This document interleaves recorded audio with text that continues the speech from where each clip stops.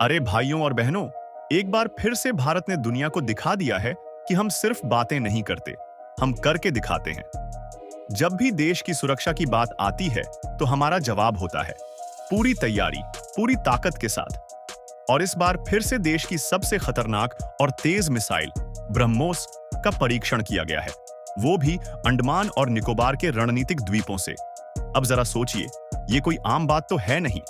तो चलिए आज आपको विस्तार से बताते हैं कि इस परीक्षण के पीछे क्या है, इसकी क्या अहमियत है और इसका संदेश क्या है हमारे दुश्मनों और दुनिया दोनों के लिए। देखिए दोस्तों, बात शुरू करते हैं उस जगह से जहां यह पूरा घटनाक्रम हो रहा है, अंडमान और निकोबार द्वीप समूह। बहुत से लोग इस जगह को सिर्फ टूरिज्म के नजरिए से जानते हैं, लेकिन हकीकत यह है कि ये द्वीप समूह सामरिक दृष्टि से हमारे लिए किसी मोती से कम नहीं है। भारत के तीनों सेनाओं, थल सेना, वायुसेना और नौसेना की यहां मौजूदगी है। ये देश का एकमात्र ट्राई सर्विसेज कमांड है। मतलब अगर कोई भारत के दरवाजे पर भी न पहुंचे, तो हम यहां से सीधे समंदर में और दुश्मन की तरफ जवाब दे सकते हैं। अब बात करते हैं उस मिसाइल की जिसने आज सबका ध्यान खींचा है, ब्रह्मोस। ये कोई साधारण मिसाइल नहीं है दोस्तों, ये है भारत और रूस की साझेदारी से बनी एक ऐसी मिसाइल जो आवाज से 3 गुना तेज उड़ती है। सोचिए जरा, मैक 3 की स्पीड, ये इतनी तेज है कि दुश्मन के पास जवाब देने का वक्त ही नहीं होता। और सिर्फ स्पीड ही नहीं, ब्रह्मोस की सटीकता भी गजब की है। ये सीधे जाकर अपने टारगेट को तबाह कर देती है, चाहे जमीन पर हो, समंदर में हो या किसी पहाड़ी इलाके में।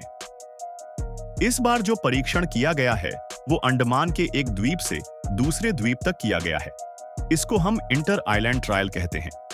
इसका मकसद होता है यह जांचना कि सेना कितनी जल्दी रिएक्ट कर सकती है, मिसाइल की रेंज और सटीकता कितनी है, और अगर किसी आपात स्थिति में दुश्मन को जवाब देना हो तो हम कितनी तेजी से हमला कर सकते हैं। अब सवाल आता है, ये अभी क्यों किया गया? तो इसका जवाब है, हाल के दिनों में भारत ने जो तेवर दिखाए हैं, उनसे एक बात साफ हो गई है कि अब हम सिर्फ बचाव में नहीं रहते, बल्कि पहले से तैयारी करते हैं। ऑपरेशन सिंदूर में आपने देखा कि भारत ने पाकिस्तान के भीतर आतंकवादी ठिकानों को ब्रह्मोस से निशाना बनाया, सीधा वार किया। इसका मतलब है कि अब भारत सिर्फ चेतावनी नहीं देता, अब कार्रवाई करता है। और ये परीक्षण उसी सोच का हिस्सा है।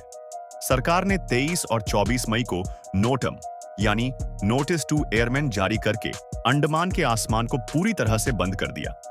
इन 2 दिनों में वहां कोई भी सिविलियन फ्लाइट उड़ान नहीं भर सकती थी। जब इस तरह की सख्ती होती है तो इसका मतलब साफ है, कुछ बड़ा होने वाला है।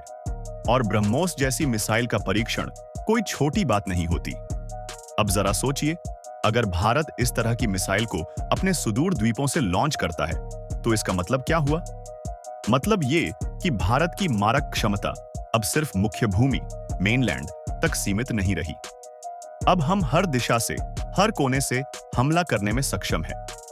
चाहे हिंद महासागर हो, बंगाल की खाड़ी हो या अरब सागर, भारत का कवच चारों तरफ से मजबूत है। और इस बार खास बात यह रही कि थल सेना की यूनिट इस परीक्षण में मुख्य भूमिका निभा रही थी।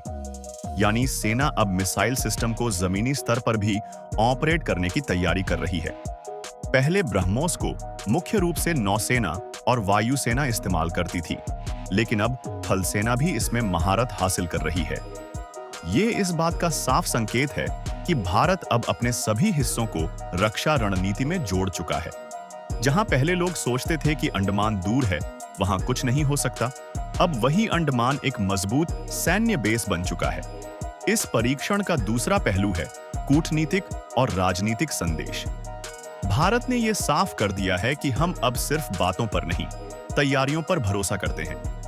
चीन हो या पाकिस्तान, दोनों को यह संदेश मिल गया है कि भारत अपनी सीमाओं से हजारों किलोमीटर दूर भी हमला कर सकता है, और वो भी सटीकता के साथ, स्पीड के साथ। भविष्य की रणनीति की बात करें तो भारत अब ब्रह्मोस से भी तेज और घातक मिसाइलों पर काम कर रहा है, हाइपरसोनिक मिसाइलें।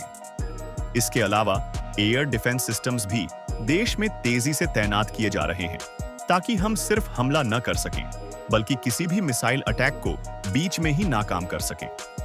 समुद्री सुरक्षा को भी और मजबूत किया जा रहा है। आईएनएस विक्रांत और आईएनएस अरिहंत जैसे युद्धपोत और न्यूक्लियर पनडुब्बियां अब हमारे नेवी का हिस्सा बन चुके हैं। यानी हम सिर्फ जमीन या हवा से नहीं, अब समंदर से भी दुश्मन को जवाब देने में पूरी तरह सक्षम है। इस परीक्षण की एक और खूबी ये है कि इसमें देश के जवानों की ट्रेनिंग और रिएक्शन टाइम की भी परीक्षा होती है। ये सिर्फ तकनीक की टेस्टिंग नहीं है, ये जवानों की मानसिक और शारीरिक तैयारी की भी जांच है। जब ब्रह्मोस जैसी मिसाइल को ऑपरेट करना होता है तो हर सेकंड मायने रखता है और हमारे सैनिक इस जिम्मेदारी को बखूबी निभाते हैं। हमारा देश अब हर दिशा से सुरक्षित है, हर कोने से जवाब देने में सक्षम है और हर चुनौती का सामना करने के लिए तैयार है। अगर आपको ये वीडियो पसंद आया हो तो प्लीज चैनल को सब्सक्राइब करें।